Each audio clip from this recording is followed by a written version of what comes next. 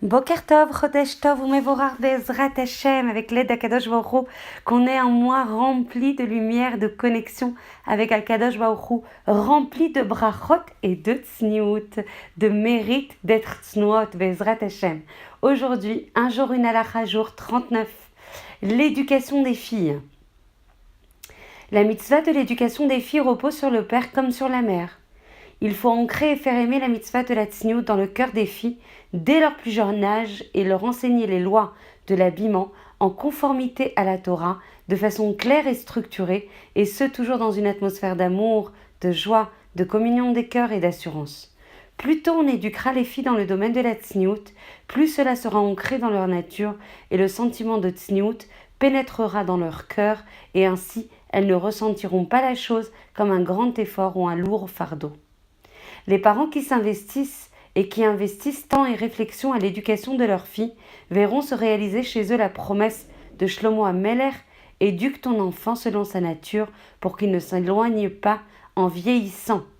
Il est rapporté dans la Gemara et les Midrashim que le mari a sa part dans la récompense et la punition résultant de la conduite de sa femme et ses filles en matière de tzniout.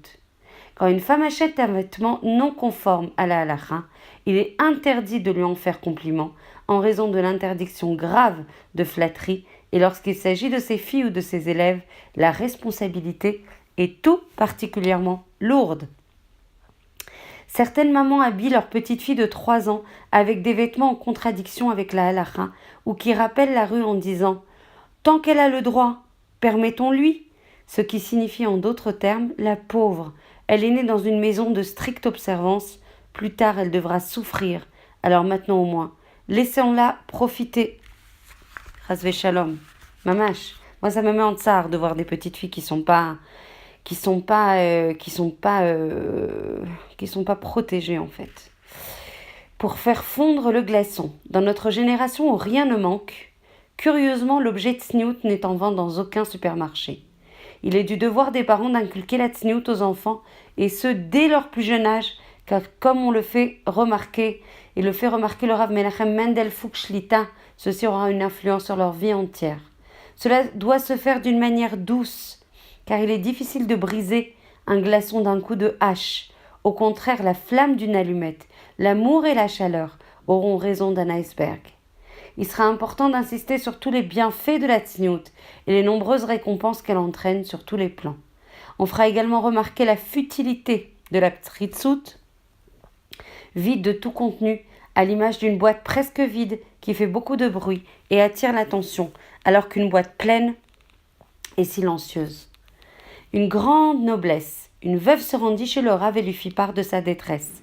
Sa fille était arrivée en âge de se marier, or elle était dénuée de tout, vivant seule sans ressources, venant d'une famille simple qui voudrait bien d'elle. Le Rav l'interrogea sur les midotes de sa fille afin de pouvoir lui chercher un prétendant qui lui conviendrait le mieux. Quand la veuve eut terminé de lui exposer les qualités de sa fille, le Rav demanda de lui raconter encore quelque chose.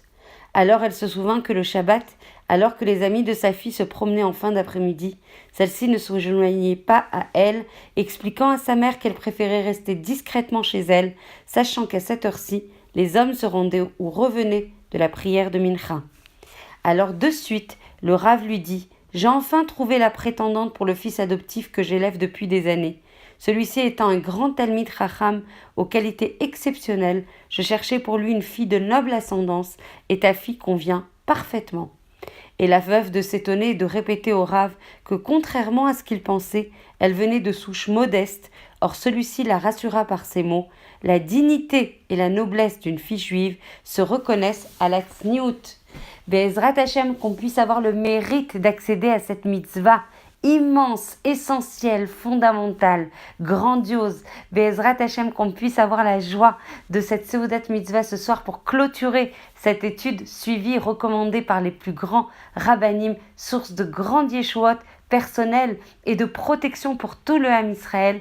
À ce soir 20h30 pour celles qui se sont inscrites, que vous soyez bénis d'Akadosh Baruch Hu toutes par ce mois en fait de Géoula qui est le mois de Nissan, par ce mois de lumière et de force inestimable qui est le mois de Nissan. Be'ezrat Hashem, je vous embrasse très fort.